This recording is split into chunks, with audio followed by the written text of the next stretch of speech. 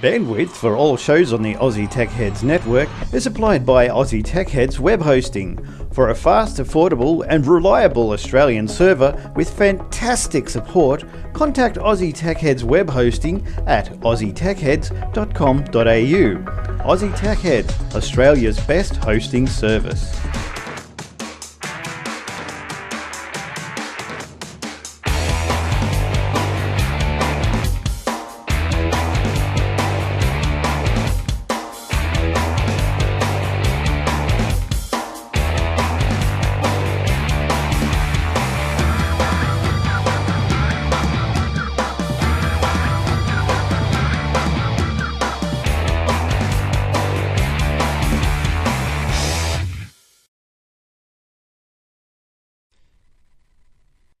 Hi everyone and welcome to episode 354 Aussie Tech Heads. How is all going? 15th of August 2013, and tomorrow of course we all know that it is the anniversary of the passing of the King, Elvis. So our thoughts go out to Elvis and his and Priscilla and Rara. All right, might play a song later on. We'll see how we go. All right, it is another week of Aussie Tech Heads. We've got some great news stories for you this week. There's been a lot happening. I've got quite a few, so we probably go through a couple of them, and the other guys have got some, and we'll leave the rest in the show notes. So you can see the show notes. The stories that we don't get to, show notes are at aussietechheads.com.au/podcast. Navigate to the show notes. You can catch us live if everything works properly. Like this episode, we're a little bit late in the lounge tonight, but we did finally make it. And you can find us live at aussietechheads.com.au/live from about 7:40 p.m. Every Thursday night. Okay, and so jump in and join us. Now, you are listening and or watching us through the generosity of Aussie Web Hosting, Aussie Tech Web Hosting. If you're looking for a fine little package, professional Aussie Sydney servers, nice and fast and super duper, having trouble with your domain names, having trouble with slow web hosts, don't be crazy. Like I know some of you are. Jump over on board Aussie Tech Heads Web Hosting, and you can find them at athwebhosting.com.au. All right, now it's time to meet the gang tonight, and no Will tonight. Will is resting up. He should be back in a couple of weeks' time. So let's go round to Eric. How you doing, Eric? Hello, sir. Hello, gentlemen. How do you do? Not too bad. How's your week been? Good? Reasonable. Nothing to complain about. Good. Keeping busy? Yes, indeed. Excellent. And down next to the Eric's virtual right is Shane over in Western Australia. Hey, Shane. Hello, Glenn. How are we, people? Good. Hello, Shane. Good week for you, Shane? Yeah, up until today. Oh, okay. Well, well, let's hope that the next hour you'll be bright as a button. And we'll make that day. We'll turn that day around. All right, and Warlock in sunny Sydney as well. How you doing, Warlock? Yeah, not too bad. How's yourself? Yeah, not too bad, thanks. Yeah, I've had not a bad week. Nice and warm up here. I think it's spring has sprung and summer is on its way and all this sort of stuff. Yeah, we've had pretty mild winter. So yeah, it's been pretty good. Except for today. Yeah, we had a bit of wind today, but a bit nippy. Yeah, this afternoon got a bit cold. Well, never mind. It is the show, so snuggle up and listen to us on your iPod, iPad, or on the YouTube. So while we mention the YouTube, can you please subscribe to us on the YouTube, youtube.com/Aussie Tech Heads.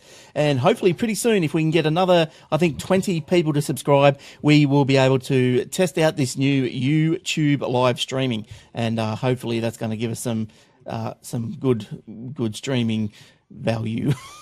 Whatever. All right, don't also forget us on the Facebook. I'll get it right this week. It's facebook.com/Aussie Tech Head. So jump in there and drop us a line. Say hello, ask a question, whatever. Ask any of us a question. Ask us a tech question, and we might even we'll play it on the air and answer it for you.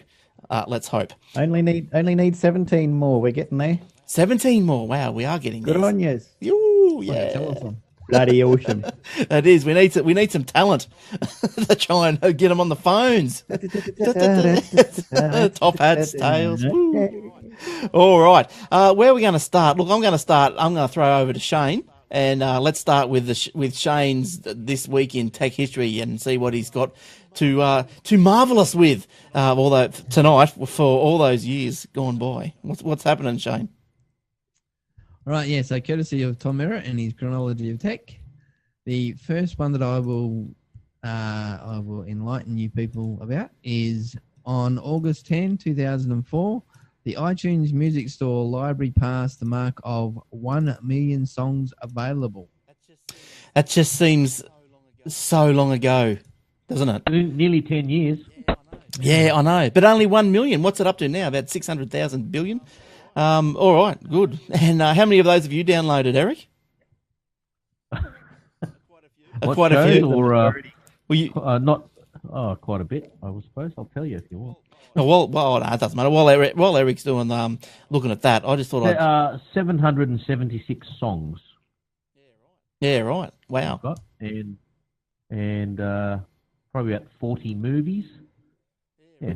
Yeah, right. Oh, look, and while speaking of iTunes movies, yes. if you're into Doctor Who, the Fires of Pompeii has been released free on iTunes, so that people can get another look at Peter Capaldi, who's going to be the new Doctor. Yeah, we can't wait. We've got to re-look at Fires of Pompeii, and thanks to Warlock, yes, because I saw that come around on the Facebook, and I snapped it up straight away before they took it off. So yeah, look, I've got another excellent Doctor Who story for you guys towards the end of the show. It blew my mind. I think it was just so cool. So stick around, and I'll tell you what all that is all about. All right, Shane, keep going. Sorry, we interrupt you every week, don't we? Keep going. That's right. Yeah. No. Part of the format now. Interrupt August us. 11, 1950, the great Steve Wozniak was born in San Jose, California. He would grow up to invent the first successful personal computer and revolutionize desktop computing. Nice, and we all know that was Apple. And yeah, next one. And August 12th, 1981, IBM introduced the Model 5150 personal computer. It had a 4.77 megahertz Intel 8088 microprocessor and used Microsoft's MS-DOS operating system. Wow. I remember the first one that I bought was a IBM XP machine, and yeah, it wasn't that slow and heavy, really heavy. All right, now we'll start off with some stories. Look, I'll just get this one straight out of the way because it was the first story I came across, and you put it in thinking, geez, is this week going to be a light week or a heavy week of stories and blah blah blah. But I'll get this one out because I put it in. Harvey Norman's site went down today. Like, who cares? And look, believe me, that is not setting the tone of the stories to come. No way. So, yeah, the Harvey Norman website is offline. They went down saying that they were having experience suggesting a very heavy traffic, like, yeah, right. And then they came back and that was saying that it was down for maintenance. All right. Can someone else please give me a better story than that? Warlock. Yep. eBay has got a new feature being launched soon called My Gadgets, and it's open to all. Shows you how much your tech items are worth. So you can find out what the current carrying value is for any of your tech devices before you decide to put them on eBay and sell them, which is pretty handy because you want to know what kind of prices people are paying. Usually when I want to sell a phone or something, I'll go on there and scope out what prices people are bidding up to. I mean, you can't go for the buy it now because as soon as they click buy, it's gone, but you don't know, are they interested in that price or is it too high or too low? So I usually watch a few auctions and put them on my watch list and see how much they go for before I put mine on there. But this one is to give you an idea of how much is going to be likely to be sold for. I think that's a fantastic idea, very useful. Yeah, so how do you reckon that they grab that information? Is it from average of sales of the same device, or is it from... I'd expect so, yeah. Around the current average price that people are paying for devices like yours and similar specifications. All right, good stuff. Look, I've got another one. The quick one. Google bug bounty program hits the $2 million mark. You might be aware that Google offers money for people to go and try and find bugs in their software. Well, it's hit, so they've given out so far $2 million. This week, more than 2,000 bugs were reported on and fixed, according to Google. That's over, I think it was a couple of years, 4 or 5 years, I think, the story went. But, are you a bug catcher, Warlock? No, I don't bother with that at the moment. I have one bug with my Chrome. I don't know what's causing it. Probably Flash, as usual, tends to lock things up. But at some stage, my Chrome that I'm using at work will be going for a while, and then suddenly I'll open a link or something, or refresh a page, and the whole thing will lock up. So I close it, but you check the task manager, and there's a process Chrome.exe still running, but you can't kill it with end task no matter how many times you hit it. So I have to end up rebooting the computer before I can use Chrome again. That's very annoying. Yes, that is annoying. Oh, extreme. You know what else is annoying, Glenn? What's that? You know what else is annoying? No, what? That if you check your secret hub channel, yes, not Aussie Tech Heads, yes, you actually have 137 subscribers. I know. I have been trying to experiment with that one, but we need the subscribers on this channel as well. Oh, so, as well. Okay. As well, because for different reasons, I'll tell them to you later. Okay. Because they're just boring. All right, what do you think of, Eric, the new iPhones? Have you got any iPhone goss for us? I don't, but I have been reading a little bit about what everyone knows, pretty much the same thing. They're going to call it 5S, so that's boring. Budget iPhone, I'm not sure if that's a rumor, but I wouldn't be surprised if they do bring out a budget 5C. iPhone. Yeah, 5C, cheap and colourful. But the thing is, what form is it going to take? That's the question. It's going to look like an iPhone 5 with colours and Plastic back. What makes it cheap? Yeah, that's right. That's what I'm getting at. Is it the materials that makes it cheap? Is it the size of the hard drive? Is any functionality going to be limited on it? That's the question. That's the thing, right? It's still going to have to run iOS 7. They can't release a device that's not going to be able to run that. So it's going to have to be pretty powerful to be able to still run iOS 7. So it's like 3G, 3GS, 4S barely runs iOS 7. And you can't really go anything lower. So the hardware inside has got to be still... Yeah, it's going to be the materials on the outside, right? It has to be. The glass will be maybe a different quality. Will probably not a Retina display. Hard plastic rather than the metal. Does that mean that the iOS 7 is not going to get pushed to the 4 and so forth if it's not going to run it properly? No, it'll get pushed to the 4. What they generally do is people go, oh, great, new software, update it. Then it runs like a dog. Then you run to Apple and buy the iPhone 5. Yeah, right. It's a marketing problem. That's why they do it. It's a marketing trick. Can you if you upgrade to iOS 7, can you regress? Can you go back if you can downgrade if you know how to do it? Right. You can downgrade. Oh, okay, rightio. So that was a little Apple story. Look for more Apple stories if you're into Apple and the iPods and all that. Don't forget the AussieMacZone.com.au, and that goes out live Tuesday night, 7:30 at AussieTechHeads.com.au/live as well. You can also find that on the YouTube channel and also the webpage, AussieMacZone.com.au. Oh, on fire. All right, now while we were talking about iPhones and so forth, I've got one that's sort of semi-related. The Windows 8.1 released to manufacturer.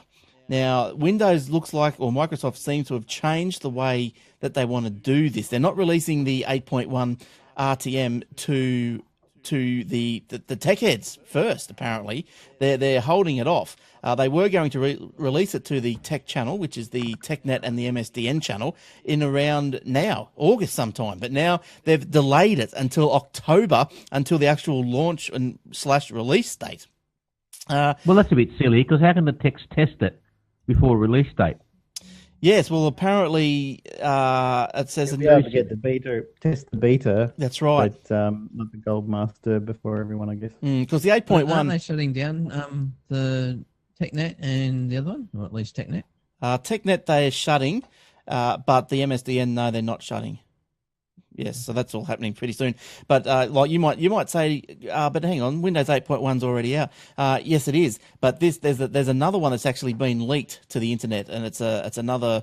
It's got a few more features, and I'll just find out what they are. This is the newer version. So this one, it's been leaked because now they're not going to release it till October. So a newer version, build number 9471, has been leaked to the web. That includes a new tutorial and navigational aids. Other new features are part of the leaked build include an update to the built-in mail and calendar apps, and a subtle little design and navigational features for apps found in the Windows Phone OS. Now, a delay in rolling out the Windows 8.1 to IT professionals is a departure from how they've previously done it. And Microsoft is slowly moving to announce today and ship tonight way of announcing products and updates, said Larry Velez, who is the CTO and founder of Sinu. I don't know what the hell he's got to do with everything. But anyway, and because I think Velez said that delaying the Windows RTM release to early adopters and TechNet gives Microsoft a bigger surprise reveal for Windows 8.1 in October. So when OEM partners will also likely have new hardware to debut. That's a good thing. They're bringing back the start button. Yes, but, wow, that's a surprise. But I think what I think they want to be able to do is, pretty much, with the Apple iOSs and all that sort of stuff, you're really not really too sure what's going on till launch, and I think that's why they want to build the mystery and so forth around their products, which it's a good thing. But as you know, because so many devices and peripherals use Windows to work, I don't know, it's a brave strategy because everyone's got to get used to it to be able to build their things. That was what the problem with Vista was. If you guys remember, the third parties hadn't coded drivers because they didn't know what the operating system really was going to do. But anyway, that's right. That's my. Speaking of Microsoft delaying things, the Xbox One is going to be delayed in 8 countries now until next year. So a lot of them are pretty annoyed. Yeah, how come? Why? Any reason for that, or they just? They just said that to streamline things, Belgium, Denmark, Finland, Netherlands, Norway, Russia, Sweden, Switzerland are all going to be having to wait till 2014. So right, all those people who are getting ready for Christmas are going to have to wait. Forget about it. Forget about it. How about it? Easter present. Just be something different. Yeah. Have it Easter. It'd be quite nice. And also, you're not going to have the Kinect plugged in all the time anymore. They said you can unplug it. Oh, I didn't realise. Before it was required for the device to work, it had to have the Kinect plugged in at all times. But really? People are like, oh no, the Kinect is spying on me. It's telling Microsoft and the NSA everything. So they said, all right, you can unplug it and still use the device, but you've got to buy it with it. It's wonder someone didn't buy remember those Knoll modems? You could buy a little Knoll USB or something and just stick it in the Kinect hole. Feedback. That's right, to loop it back into itself. Shane, what have you pulled out this week? I will start with the one about the hard drive capacity. Yes. Scientists have finally created a long theorized particle called I'm going to pronounce it SkyMin. So they might have to change that name shortly since it's got the word sky in it. Yeah. The best way to imagine SkyMin is to think of it as a magnetic field that resembles a twisted vortex. Basically, obviously we're talking about little tiny things. They've, in theory, and I think they've done it sort of in a laboratory kind of setting where they've got these particles squished together kind of tighter because of the way they're twisted rather than being whatever a particle shape usually is. So therefore they're saying you can put up to 20% more stuff on the capacity of hard drives. Yeah, in right. theory are going to be 20% bigger. Nice. Well, that's what we want. We want bigger hard drives. So was that spindles or solid state, or didn't actually stipulate? It didn't actually distinguish. It just basically said the way that the way that the stuff is, the way the data, the zeros and ones are going to be put on the actual hard drive itself is, in theory, going to be able to be squished together closely or closer to allow 20% more to go on there. It's amazing, isn't it? It's amazing how small things can become. Like, I suppose, because when you think of it, like if we were the size of ants, and we had a hard drive, geez, they'd be small. So it must be able to be done. It must be able to be done. It makes an interesting point at the end of the article where it said the bad news is the bad news is that we're a ways from making such devices. The idea of SkyMins has been around since the 60s, but only in the latest study have scientists proven that it's able to be actually used to write data. Even then, they were only about able to do it 60% of the time. But I didn't actually copy it, but it actually went on to say that when CDs came out, they failed 80% of the time or something. Yeah, well, yes. When they first came out, the failure rate on CDs was quite high when it comes to burning. Those good old, they'll last you 100 years CDs. Yeah, I remember them. Yeah. They failed in 2 weeks. Yeah, I remember. Another thing that seems to have failed is bitcoins are getting stolen from wallet apps. Criminals have found a way to steal bitcoins from users' wallet apps by exploiting major vulnerabilities in the Android mobile operating system. Oh, Android again? Oh, what a surprise. Heavens forbid. Who would expect to hear that from Eric? Cyber thieves What a great operating system. they've made off with at least 55 bitcoins, which only amounts to about $5,800, given the current... That's all Android users can afford. Mike Hearn, Bitcoin developer, explains a Bitcoin address is a bit like an email address, except that it's linked to a private key, which is a bit like the password for the money sent to the address, he said. Except you don't get to pick the password, the phone, tablet/computer does, on the assumption that it's better at picking unpredictable codes than you are. So there you go. That's what it's all about. Where else are we going to go? Oh, here's one up your alley, Eric. Eric? Blackberry may put itself up for sale. So I'm shocked. Blackberry. Really? Oh, geez. Can you jump on that little number? Blackberry. Quick, buy stock now. Buy stock now. That's short odds to be a success, that one. Jump on that before it's too late, fellas. Before the door closes. Come on. Well, look, I've pulled out some other info that might maybe change your mind about the sale, which may make you want to think twice about not buying something. I'm listening intently. Hang on. God, that looks... BlackBerry is okay. The company said that now this is the guy called, or is it a lady? I don't know. Is it Prem Watsa, whose Fairfax Financial Holdings Limited is BlackBerry's biggest shareholder, was leaving the board to avoid a possible conflict of interest as BlackBerry determines its next step. Now the resignation. I'll tell you why. Because he might have jumped on board a bunch of investors that want to take it over, and if he's on the management, he's got to recuse himself. Yeah, the resignation of what's often described as Canada's version of Warren Buffett suggests Fairfax may be part of the solution. Now, the stats, Eric, that I thought that you might be interested in, the company's assets include a well-regarded services business that powers BlackBerry's security-focused messaging system worth $3 to $4.5 billion. Now, this would be probably Canadian according dollars. To who, though? According to BlackBerry? Yeah, they're accountants. Right, okay, so it's a third of that. Okay, it's a third of that. A collection of patents that could be worth $2 to $3 billion. Okay, $1.5 billion. So you're shaving that one as well, and 3.1 billion. All right, well let's go back to that R&D. If the R&D was that good, why is BlackBerry tanking? Because no one's buying their phones. Okay, R&D equals technology equals let's build a device. Yeah. You can't build a device, so either the management's bad or the R&D is bad. It's one or the other.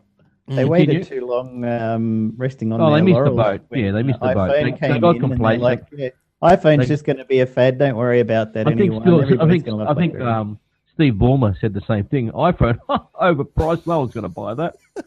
Look, I could tell. This is how far out of touch that I reckon these guys must be. I could tell when I sat down and watched that iPhone 3 video, the launch, the first one, because for probably 3 years or 2 years before that, I'm thinking to myself, you know what? I'm not going to buy a iPod, GPS, and a phone. I don't want to take three things around. And a camera. Camera. I didn't include that. So you're going on holidays and you need a suitcase just for all this stuff. Yeah. So I didn't include the camera, but I'm thinking into my mind that I'm not going to buy 3 different devices. And then when this thing came out and it said it's all everything in, I said that is a hit. I tried to phone Steve up and congratulate him, but he wouldn't take me call. He was busy that day. If you called Steve Ballmer, he would have taken your call. Yeah. And he would have laughed. He would have laughed at you. Don't be stupid, Glenn. I would have chucked it. No one's going to buy that. Thrown a rubber penis at him or something. Now, the thing is, too, what was I saying? I think that the best fit for BlackBerry, my view, I could be wrong, just my view, my personal view, is that Microsoft should buy them and put Windows 8 on a BlackBerry device, because BlackBerry still make a nice device. Mm-hmm. Their software is garbage. I have seen the BlackBerry 10 and I do like the look and feel. And also the software is crap. Getting back to the stats, they've got apparently 3.1 billion in cash. Yeah, well, that's probably right. BlackBerry shares rose 7.5% to $10.80 in New York and $10.84 in Canada, in Toronto, in afternoon trading. So that's a bargain when you have a look at what the share price was in June 2008. It was $150. Was? 150. Yeah. That's a bargain. Well, see, that's the thing is they had all the contracts with government and these major corporations. They were locked in. We had the service, and they had the services contract on top of that. They were making squillions and squillions and squillions. iPhone came out. They rested on their laurels, like Warlock said. They didn't jump. They didn't think they had any competition, and they lost. They just everyone ate their lunch. They got too cocky and too arrogant. And look, you can't run a company with two CEOs. Yeah, joint CEO. What the hell's that? Bipolar BlackBerry. And you look at their devices now. Look at that screenshot you just put on the Zoom here. Yeah, and they're looking pretty dated. Think of it. Yes. They're looking very dated. Yes, but they are a good-looking. They do know how to make good, sturdy devices. Yeah. Well, I guess that's what Microsoft on that with a swipe screen. Laughing. Well, maybe Microsoft might buy it just to try and coax their 10 customers across. Now, all right, well, look, that's a theory. Microsoft should buy it and put it on, but Microsoft will buy it and stuff it up. Put RT on it. Okay. Yeah. Speaking of the stocks that you were talking about before, Glenn, did you see what happened with the Apple shares went up in price? Yeah, I saw something because didn't some well-known Carl Icahn, very well known. Yeah, he's got bored with Dell, so now he's onto the Apples. Yeah, he's like he bought a bunch of shares and then he tweets out, "Yeah, I rang up Tim Cook. We had a bit of a natter. Reckon it's going to be bloody awesome. So everyone, Apple is great. So they're all like, okay, let's go buy." Yeah, and so where everyone was buying, he just sold all his stock. Yeah, pump it up. He bought $3 billion worth of stock, makes an announcement. Yeah, price goes up $12 billion. He sells out for $6 billion. Well, that reminds me of that. I was only talking about this today to PA actually, who listens to us in the lounge. Hello, PA. I was telling him about Westpac, and when they got, this is 20 years ago, their shares fell to about $1. They weren't travelling too well. Then big old Kerry Packer comes in and says, "You know what? I'm going to buy 500 million of those shares." So he buys how many million he did at $1. 20%. 20%. And then the next 2 days or whatever, next 2 days, everyone goes, "Gee, Kerry Packer's buying them. He must be going to do something." So everyone started buying them. The share price went up to like $5, and Kerry Packer said, "I'll take that." Sale. Ching. Ching, ching. Wasn't there another bloke that he didn't sell out all of it. He sold out about 5%. Look, yeah, right. Basically, the 5% he sold paid for his complete purchase, and he still was left with 15%. And then when they did the restructuring and everything, he sold out his 15% for something like a $300 million profit. Yeah, and then went and bought Channel 9 back for $2 off Bondi. Yeah, $200 million from Bondi after selling it to him for $1 billion. Wasn't there another bloke who's dead now who got in the book for doing this sort of thing? Renee Rifkin, didn't he get in trouble? But that's insider trading. It's insider trading. Completely different. Yeah, so he was so insider trading, Eric. I suggest for those that don't know, and I hope I get this right. It's like if you're in the know about a company's finances or a particular path they're going to take, and you act on it. Yeah, or you tell someone and they act on it. Yes. Yeah. So if you know, if I'm working in the industry and I'm working on a deal, for example, and I say, "Oh, look, AGL is going to take over Origin," and based on what I know, the price is going to blip 10-20%, and I think, I'll get in on the ground floor here because I know it's going to blip. That's insider trading. And you're not allowed to do that. That's against the law. No. You can only trade on publicly available information. Yes. And Shane, what else? What have you got for us? The next thing I will do is just a quick little one about Gmail's new Compose window will soon be your only choice. Basically, as we probably have all noticed, when we go into Gmail and we go to compose an email, we get a different way, like a different little window with different little box, and different functions and everything. Yep. Little box, that's the word I was looking for. And up until now, that's been kind of optional. But according to today's Gmail blog post, which was a couple of days ago, says that Gmail accounts will switch to the new Compose window in the next few days, so it may have already happened by now. If you're not a fan of the new default, Google says you can expand the new Compose window to fill up the screen. So you can go like Or full get an screen with account at outlook.com. Oh, no, don't start yeah, me. they don't actually mention that as an option. No, don't. I wonder why. Oh, look, Outlook.com. Are you serious? Well, That's a piece of crap. I wanted to. Fair income, I want to embrace Microsoft stuff. I really, really do. The previous Outlook was better than this one. I wanted to give Gmail away. I wanted to go to Outlook.com. I can import my... Now it's Skype integration. Oh, look, just to try and import, just move across all my mails to Outlook.com. Outlook.com doesn't use IMAP, so... No, it doesn't look IMAP. You can't link to anything. It doesn't work on Exchange server. You have to forward everything to it. Yeah, you got to forward. It's Like, useless. are they serious? So at the end of the day, I tried. I loaded up Outlook 2013. I mapped it to Gmail. I was using that for a little while. It wasn't as good. I didn't like it. No, it's not.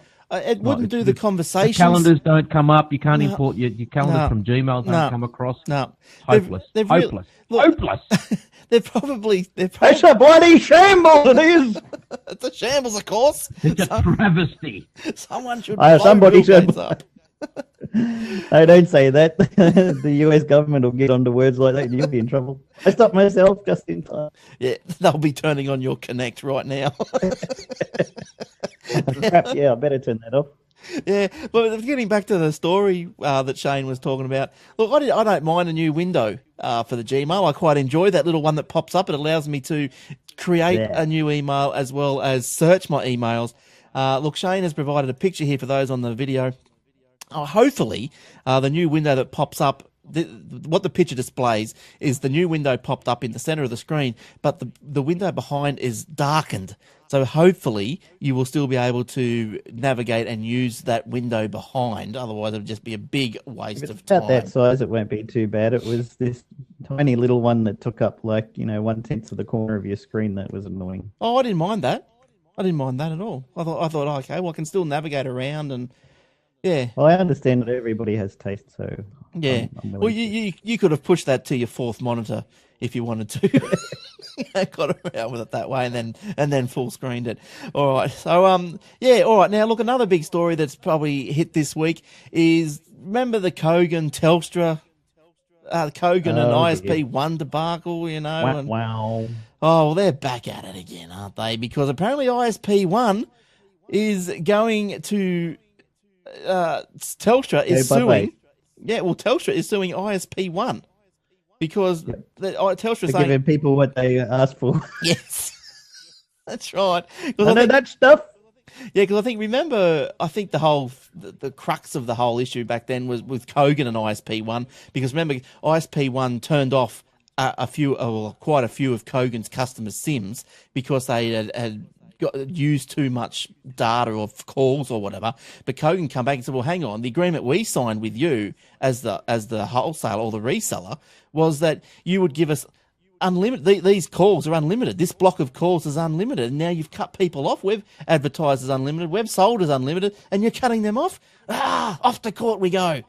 So anyway, they went to court. Yeah, and also if they got a 5 gig per month account, they were cutting them off because they were using the 5 gig in the first few days. No, you have to stretch your 5 gig over many days. Oh yeah, look. Oh, but just quite. I'll tell you something. 5 gig. Come on. Yeah, well, I'll tell you something that's quite interesting, and it's quite a good little tip actually for those who are on Telstra mobile internet. And because I've only got a gig per month, which I'm starting to encroach on every month. And look, I rang up the other day saying, look, I've got 30 meg left. I need to buy another data block because I think I was going out on a job and I thought, I'm going to have to use me tether here. So I didn't want to, pay whatever. So I rang up Telstra and this is the second time I heard it. And I thought, well, I'll put it to the test this time. So I said, can I get another data block? I'll get a $30 data block, which I think give me an extra 3 gig. And she goes, yeah, that's fine. I said, look, I've only got 2 days to go, before my plan resets. And she goes, oh, that's okay. I said, all right. So she goes, you pay pro rata. And I went, okay. So she put the data block on, and she goes, "Look, I'll automatically take it off in 2 days' time." I went, "All right, okay, that sounds good. So I'll only pay like $2." And she goes, "Yeah, that's right, whatever the pro rata is." I said, "Well, that's good." And I said, "Well, okay, in that case, do you pro rata the usage?" And she goes, "No." And I said, "So I can use the 3 gig in 2 days?" And she said, "Yes." And I did. And it cost me $2. Oh. Yeah. So Sweet. I've got the bill. Every month he's going to ring up and get a data pack for 2 days. Well, why not? Why not? If I want to run out, if I'm getting close. But that's a good little tip. You should get a lot of Linux ISOs for that. Yeah, but that's a good little tip, I thought. And well, I haven't got the paper bill, but this has been told to me in no uncertain terms because I asked him straight down the line, straight Get her to questions. write it in blood and mail it to you. Yes, that's right. But but anyway, getting back to the ISP Put her one. ear in an envelope. Put what? An ear? Put her ear in an envelope so that you know she's serious. What'll probably happen is you'll get the prorated amount. You'll be charged the month ahead, and then you'll get a credit for that either on the same bill or the following bill. Yeah, Right. I agree. As long as I still pay the $2 or whatever it is, pro rata, I'll be happy. At the end of the day, yeah. Yeah. But anyway, where were we? Yeah, so anyway, Telstra taking ISP1 to court because ISP1 apparently can't pay their bills. So the Telstra wholesaler, ISP1 plans to argue, though, Telstra in fact owes it money as a result of Telstra's incorrect rating of data pricing for prepaid mobile services. ISP1 asserts that Telstra has breached its agreement with ISP1, engaged in misleading and deceptive and unconscionable conduct, the statement reads. Oh, no! Goodness me, there's some big words there. Yes, Telstra, not our favourite telecommunications network. They'd never do that. They're Australian, for goodness sakes. Blue, Opera. That's right. ISP1 also claims an entitlement to damages based on the significant problems experienced with Telstra Mobile prepaid platform, which earlier this year left many customers without service as they were delays in porting numbers to Telstra. A hearing is scheduled in the Federal Court in Victoria at 2:15 p.m. today. Well, that's already happened. I wonder what happened. But a question that arises out of that is, and Eric might know the answer to this, but how do these guys get a court appearance so soon? What happened to waiting? I think Money. money one, and probably Public depends interest. on the type of case. Yeah, fair enough. Like private health insurance. Mm. You go straight in if you've got it. Yes, that's right. Yes. But aren't Telstra and that other mob, aren't they part of the Telstra group? So isn't it really like Telstra suing itself? Well, you know what? That's what I thought. But then that's what I thought when we covered this story last time with Kogan. But then, look, I reread it. ISP1 might be a subsidiary unrelated to Telstra. Yeah, that's what I was thinking the same. How can it be a Because subsidiary? why would you sue yourself? But how can it be a subsidiary but yet it's unrelated? How can that be? No, subsidiary of someone else, not Telstra. Right, okay. Yeah, okay. It could be related though, because Samsung has got many different companies in the one, and they're always got infighting and competing with other departments of the same company. It's Sounds a like half problem that Samsung has. Sounds like Microsoft. Yes. And Sony. Speaking of Telstra, I got something to go with that if you like. Yes, please. I think ISP1 are not owned by Telstra.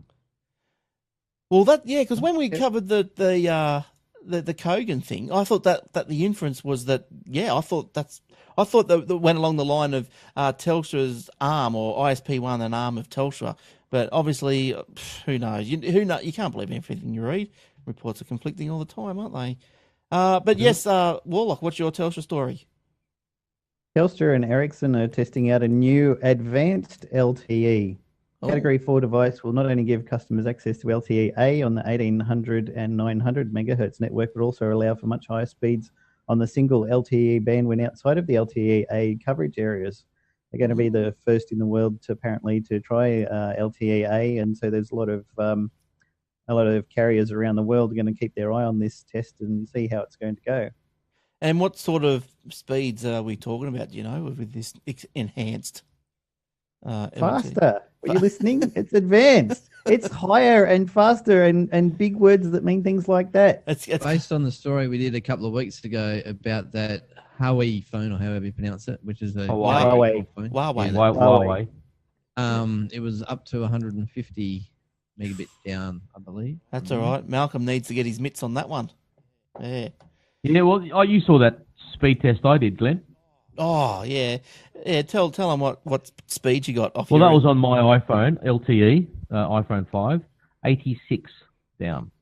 And was it 30 up, Glenn? I can't remember now. Yeah, where was that thought at? that the advanced will offer speeds in the peak speeds in the Where was range that? Up the road from my place. 300 megs.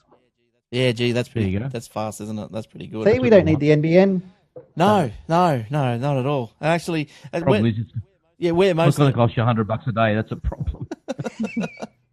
Oh, we won't talk about the NBN. I don't think you were here last week, Eric, when we were talking about the NBN, how because now that the government is in caretaker mode, apparently all its departments go in the caretaker mode, which includes They've been in caretaker mode for 6 years. I think their caretaker is Scruffy from Futurama. Scruffy. And so I'm Scruffy the janitor. Like Steptoe and Son, that lot. Fair income. they've reduced traffic on Twitter and they've closed their Facebook. So they really want to attract more customers, don't they? They're really gunning for the... No, they have to because it's such a political arm. It shouldn't be, but it's become a political arm that, to be objective, they can't start promoting NBN and all this sort of garbage. And look, they're all going to get sacked anyway. Yeah. A whole lot of them, they're useless. All right, now Shane, you've got some good news for iView people, iView watchers. Yes. I do. I don't know if this is actually still up, but at the time that I found the story, the unofficial ABC iView client for Android was available, and all I've basically done in this story is just listed the benefits or the features: better search UI, better 10-inch tablet video play UI, video control overhaul, better navigation to next/other episodes in the series from the video player, Android TV stick compatibility, whatever that means, Google TV compatibility, working HTTP live streaming in the ABC. If the ABC don't fix their broken implementation first. Again, not really sure what that means. Higher res images, captions, and cloud synced watch list. Now, have you downloaded this for your device? No. Yeah, so that looks good because it is unofficial. And apparently, because I think we might have touched on this, did we last week, about how the ABC requested it to be pulled down or something? I can't remember. We did talk about something about that last week, I think. I thought we were talking about the Foxtel one a couple of weeks ago. Yeah, I think it all blurs together, Shane. It just it becomes one big blur. Dick Smith. I think that they were saying in that it means it's going to be compatible with a Chromecast, which would be interesting. It's going to be a nice little device. Yes. So, and the Chromecast, if you don't know, is a little stick that you can buy. I think $30 US or something like that. And it's a little USB type stick. You stick into probably a HDMI port of your TV. And yep, HDMI. Yep, and it's all good to go. Cyanogen has got stuck into creating something now for his mods that you're running his new application for Chromecast onto your any device, any Android device that's got a Cyanogen mod on it, and once it detects audio or video of any kind, even if it's not Chromecast supported, it'll pop up a little button saying Chromecast this, and you can send it off to anywhere else. It's Chromecast compatible. Yeah, okay, sweet. Yeah, there's a lot of the good thing about Android is there's a lot of development, and people out there having a go trying to make things easier, which is good. Now. Can't do that on the iPhone, huh, Eric? Huh? What? Don't want to. Yeah, well, yeah. Well, I wouldn't want to if I could. I'm happy. I'm happy in my bubble. Our spam email. You guys are taking my FN and getting. That's right. Screw you guys. Spam. You can't hurt me. I'm in my bubble. That's right. Bubble boy. Warm, safe place. I'm the bubble boy. Spam email contains malware, not an Apple gift card. Yes, a shock and horror. There's spam emails. Now, look, I'll bring this one up because I went and saw a lady through the week, and when she rang me up, she goes, I've been hacked. And so when I got there, I said, what makes you think you've been hacked? And she goes, I saw my mouse moving around the screen. I went, right. I said, Ooh. were you talking to anyone on the phone from Windows? I sound like that bloody dude off the project. The don't I? Windows. You sound like a heroin addict. Yeah, give me $20. You sound like David Hughes from the project. Yeah, that's right. That's what I'm thinking of. He goes, yeah. She goes, I reckon Shane could do a good impression of him. There's a little bit of similarity there. so he goes, yeah. She goes, yeah, I was talking to the Windows people. They said I had a virus. I went, that's your problem. Cool. So anyway, I sorted her out. She got scanned. She did get scanned, so I thought it'd be. I'll bring this one up while we're here. The You email. should put that on your website. Please note, Microsoft will never call you and say you've got a virus. Yeah, that's right. Put that on your website. Public announcement. Yeah, dear client, this is the email that you may or may not get. Dear client, you got our $200 US dollar Apple Store gift card. The message read, crafted to look like a legitimate email from Apple. It reads, please click the link or look at the attachment to obtain the Apple Store gift card code. Now, victims that followed the dubious instructions will instead download malware that steals data from their computer. The piece of spam currently making the rounds came off the radar. The piece of spam currently making the rounds came on the radar of security researchers at WebRoot, who detailed the nature of the campaign in a post. So once again, you don't get nothing for nothing. All right, nothing for nothing. If you think you're going to win And something, at this time of year, just remember, if you get a email from the ATO out of nowhere, don't click the link. no, because that's There's a lot of those going around right now. Get on the phone and call them, but not on the number that's on the email. how many. That's right. How many Go of to those? their website, When- ato.gov.au, and When use the Raj number. is answering the phone and says his name is Chris, you probably got the wrong one. How many of those emails have you sent out, Eric? None. Yeah, I'm Not just yet. joking. Don't take me seriously. Now, Dick Smith takes over DJ's Electronics. Dick Smith Electronics will take over the management of retailer David Jones Electronics business. There you go. What a disaster. The new. Now, my question is, does that mean they're going to shut down the DSE shops and move straight into the DJs like they have Best Buy? Oh, good. over So in the now I US? have to, when I go to DJs to have a civilized shopping experience, I have to look at ugly people. Yep. the new. Not quite as bad as Walmart. The new the new retail brand management agreement will cover 30 stores nationwide and see David Jones Electronics Department renamed David Jones Electronics, powered by Dick Smith. The There's a deal mouthful for you. Powered by Dick. for some. Jump on. The deal will cover computers, tablets, televisions, home, office, and audio visual. David Jones told investors today that And the meth lab out the back. yeah, the arrangement, it excludes white goods and some appliances. The arrangement comes into effect on October 1st. So we'll all start seeing some David Jones Electronics powered by Dick Smith setups. Is that him there, Dick Smith? Checking it out. Yep. So that's right. Dick Smith will acquire. Oh, hey, here we go. Dick Smith will acquire all existing related David Jones inventory, fixtures and fittings, and DJ's frontline retail staff will also transition across to the Dick Smith business. So, yes, Warlock, your little comment. Interesting crossover. Yeah, Yes. DSE's been treading water for a while now, and so it's about time they need some major change like this to try and survive. Now, remember last week, I think it was last week, we spoke about the Queensland's health payroll debacle and That was funny. and how it was just a total mess. What a laugh! Oh, tell you. But Thanks, IBM. Right. But anyway, we spoke about. I think we talked about the Premier banning IBM, and it was sort of just in its early days. But apparently, IBM ban has been confirmed by Campbell Newman, the Premier up here in Queensland. Queensland Premier has announced IBM will not be allowed to enter any new contracts with the state government until it improves its governance and contracting practices. Fair enough. Yeah, he got right into it. That's a disaster. That was an absolute disaster. But at the same time, the people that are working for the government, and we all know what side of politics they were on, have a lot to answer for as well.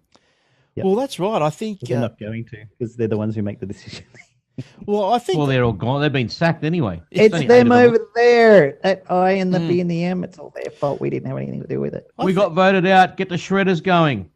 Yes, I think that And the Ninja Turtles. I think the Premier tried to, or he at least investigated the possibility of doing something like that, going down that path, Eric. But I'm not sure how far down that path he got. Yeah, but anyway, IBM was the prime contractor on the project, which will ultimately cost Queensland taxpayers $1.25 billion. Newman said For a payroll system. Yeah. Newman said he was particularly appalled that IBM had told the Commission a Mr. X who sought access to competitor information during the bidding process no longer worked for IBM Australia, when the Commission had later located him in London where he was working for IBM UK. Yeah, Dun, dun, dun. dodgy. Mr. X Homer? I'm sure Homer was Mr. X in one episode, so that's a problem there. Oh! Homer. Yeah, the whole department was dope. That's right. That's what happens. They tap the Commission and taps him on the shoulder. He goes, Mr. X, and he turns around and went, "Oh, no, bastard! Time to go back to the UK. I don't want people of this." Mr. Newman said, "I don't want people of this character working on government projects in this state. I don't want companies that have this sort of culture doing work for the people of the state." IBM have, of course, rejected many of the findings in the Chesterman report, arguing the majority of the issues impacting the project were out of its control. Always two sides to the story. Yes. Yeah. It wasn't our fault. Don't blame us. Now, Eric, did you have anything you wanted to bring up this week, or are you just happy to shoot the breeze? I'm happy to contribute and discuss. Okay. Warlock, did you have anything else down in your little cave of There's confessions? a company called startup called Crossbar has got their new resistive RAM, which is going to be replacing DRAM and flash storage in the future. It's a new type of RAM that's smaller, faster, and more power efficient than current standard RAM. So it's a higher density. The current is much lower, so it'll use less electricity, which is great for your batteries and your devices. The physical and power attributes make it a suitable replacement for storage in smartphones, tablets, PCs, and servers. RAM will deliver 20 times faster write performance, 20 times less power consumption, and 10 times more durability than the current NAND flash used in most of the devices. Memory I like chips will that. be stacked, and a 1 terabyte module will be roughly half the size of a NAND flash module with similar storage. I like that. That and an SSD drive, and woohoo! Now, Fantastic. I'll tell you where to go. I'm loving my SSD now. I've got SSD for my Windows 8 box here now, and you turn it on. The problem is you don't have time to make a cup of coffee anymore. No. Turn it on, bang, it's there. Holy crap! no. All right, log in. I'll click on Chrome. What and you then, do is you got to get 8 of them and turn them all on at once. Then you've got time. There we go. There you go. I'll give you a quick little tip. And I will make this one pretty quick. But I don't know if I spoke about this on the show or not, but I was having trouble with YouTube and Chrome. In Chrome, my YouTube buttons like share, add to, and all that, they weren't working. The comments weren't working. I reinstalled Chrome, or updated Chrome, reinstalled Chrome, uninstalled Chrome, reinstalled Chrome. Nothing seemed to work. Reinstalled Flash, and I think I talked about this to Will last week. I'm not sure it was on the show again. But anyway, nothing worked. I was merging everything back to Firefox, and today I found the solution. So if anyone else is out there that's got the same problem, my solution was apparently I had to download and install Shockwave. I don't know why, but Thanks for letting me know. yeah. So I've been stuck with this for months. I'd already re-downloaded the Flash, but I needed the Shockwave Flash. Can you believe it? And it was only because Shockwave crashed in Firefox while I was on YouTube. I thought, I wonder if Chrome needs that as well. Anyway, it did. Now, while Warlock was telling That's fantastic, isn't it? here's another one from Sam. Now, if you're looking for more RAM and free RAM, can you believe it, free? You can go to downloadmoreram.com. How do you like that one? Fantastic website. I recommend that. Yep. Look at that. iPad approved. Works on all the devices.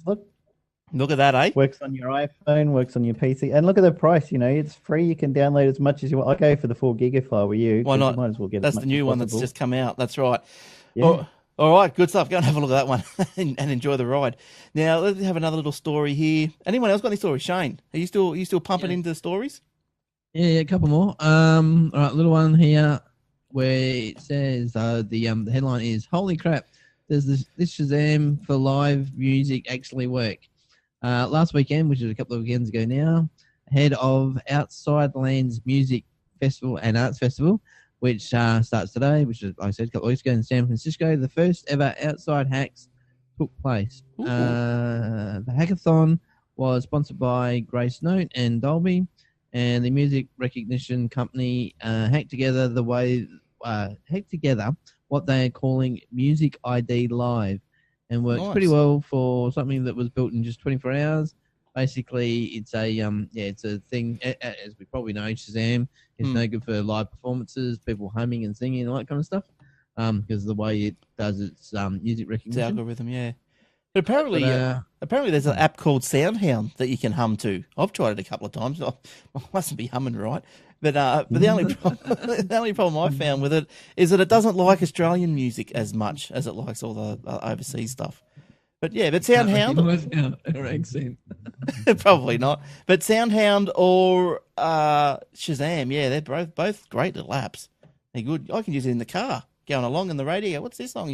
Just put the phone down near the speaker, and a couple of seconds it'll vibrate, and you say, oh, that's in what it some is. maps that they've got for iPhone, Android now, they're using Shazam technology to detect what's the live TV show you're currently listening to as well. Oh, Get a right. fingerprint from the episode and then bring up information about the actors and the filming and stuff on Wikipedia and all that sort of stuff. I don't know how they do it, but They do it, and then the next thing you know that you'll be actually watching it on a torrent, and you have a knock on your door. Well, apparently it only works with what's currently live because I think it was Leo or someone was saying they were watching something on Netflix and of course paid for, and they tried to identify it, said no, this only works with current live showing programs. Okay, nice. Now, did you have any more stories there, Warlock, while you were there? Yeah, yep. Let's see what we've got here. Because I've got two more to go, and they're two little interesting, nice ones, actually. Well, more spying going on. London rubbish bins spying on people, would you believe? London rubbish bins that track people's movement, rates the ire of officials. The officials demanded on Monday that an advertising firm stop using a network of high-tech rubbish bins to track people walking through London's financial district. Oh, gee, that's not good. A new ad firm has been using technology embedded in the hulking receptacles to measure the Wi-Fi signals emitted by smartphones and suggests it would apply the concept of cookies tracking files that follow them to the physical world. So they'll check the Wi-Fi available from your mobile phone and then see where you've walked from one place to another. If you've gone past this bin, it'll pick it up and then say, okay, this device walked past here, and then the next turn a corner and go around here, and then the next one will pick up the same Wi-Fi MAC address and say, yep, this is where he's headed off to, and track whereabouts people are walking around. They don't know that it's Glenn's phone, but they know this MAC address that is in Glenn's phone went this way. Oh, it's the Nestines. They're coming to get us. All right, well, talking about Nestines, how about this one? Now, apparently, unseen Jerry Lewis film footage leaks online. Well, I've never been a fan of Jerry Lewis. Me neither. But Great balls of fire. not that one. Not that one. That's Jerry Lee, isn't it? I don't know. Not the singer, the actor, the funny band. Anyway, The actor. yeah. So film footage with US comic actor Jerry Lewis said would never see the light of day has appeared on YouTube. Lewis withdrew his movie The Day the Clown Cried after it was completed in 1972. As recently as May, he told journalists in Cannes, "I thought the work was bad. I lost the magic." The film told the story of a clown used to entertain children in a Nazi death camp during World War II. Speaking at the Cannes Film Festival in May, where he had a film showing for the first time in more than 20 years, Lewis told reporters, "No one will ever see it because I'm embarrassed." Apparently, the footage first surfaced on a Flemish website last year. The hell's a Flemish? It's like, When it gets a bit caught in your throat. yeah, what when is you have that? to. What is that? Now, I'm not sure if I can. Let's see if I can. Let's see if we can pick up a bit of a YouTube here. And gentlemen, welcome to Schmidt's Greatest Circus, with the most fantastic acts ever gathered together in one ring, and starring Gustav. Flemish people are from Belgian Dutch people. Right. There's no audio coming from that stream, though. Isn't there? Sorry. So you were just listening to me do nothing. Yes, it's fantastic for the audio listeners. How's that? There we go. It's better. It's very funny, isn't it? No wonder he didn't want it Yeah, shown. hilarious. Hang on, let me get myself off the floor. So we'll just fast forward a bit. Oh, look, cutting the I've never found him funny. No, not really. Yeah, get him off. Yeah. All right. Now, who else has got something else? Anyone else got anything else before we go? No. The only one more story that I had was another secure email service, Silent Circle, is shutting down. Silent Circle, an email provider which guarantees end-to-end secure email, has announced that it's going to go the same way as Edward Snowden's beloved Liabit, which is another email. Liabit, sorry. Like a Y in my thing. And is shutting down over concerns of external pressures in a blog post. Silent Circle CTO John Callis explained that the move is the result of outside pressures. But basically, it boils down to preemptively avoiding trouble from the authorities. And then it just goes on to sort of compare the two services and the fact that, what's his name, Snowden used one of them. All right. So we're all done. I think we've actually hit the hour. And so, look, I've got my last little story is quite a beauty, and I couldn't believe it when I first heard about it. Now, apparently, on the everyone's up to speed with Google Maps and Street View and all that sort of stuff. And so, if you go to Street View, now there's a link in the show notes, and it's a street in England. Now, they've just got a little police box standing out there. Isn't that cool? Hey? You thought that was blue one? A blue one at that, yeah. So you can drive up and down the street and have a look at this little police box. And what is the most absolutely cool thing about it? Now, you all know what a police box is. Eric, you're familiar with what we're talking about? No. We're talking about the Doctor Who's police box, the TARDIS. Don't watch Doctor Who. I don't watch Doctor Who. Okay, talking about so anyway, the TARDIS is on the street is London. So as you're going through in Google Maps, you can actually go up to it and click like to open the door and go inside it, and you'll actually go inside the TARDIS. Isn't that cool? Look at that. Isn't that It's cool? beautiful. Oh, it is. Look, you can move around. All right. Geekgasm, moving along. Well, I just love doing this. This is great. If you're on the audio, go home and have a check of this one. It's quite good. I love it. All right. Bigger on the inside. It is. It's excellent. All right. That's it. That's it for this week's show. So we want to thank everyone for coming along. Don't forget to Twitter us if you want to, or send us an email at whoever we are at aussietechheads.com.au. Don't forget the youtube.com/AussieTechHeads, facebook.com/AussieTechHeads, and join us again live if you can in the virtual lounge every Thursday night. So good night, Eric, Shane, and Warlock. Good night, boys. Good night, all. Next week. Bye. And we'll see those guys next week. And look, their Twitters, you'll find them on the lower thirds as we speak if you're on the video. And if not, you've heard them all before. We'll go through them again next week, eh? Don't forget Aussie Tech Heads hosting, athwebhosting.com.au. Excellent. All right. Until next week, bye for now. Ta-da.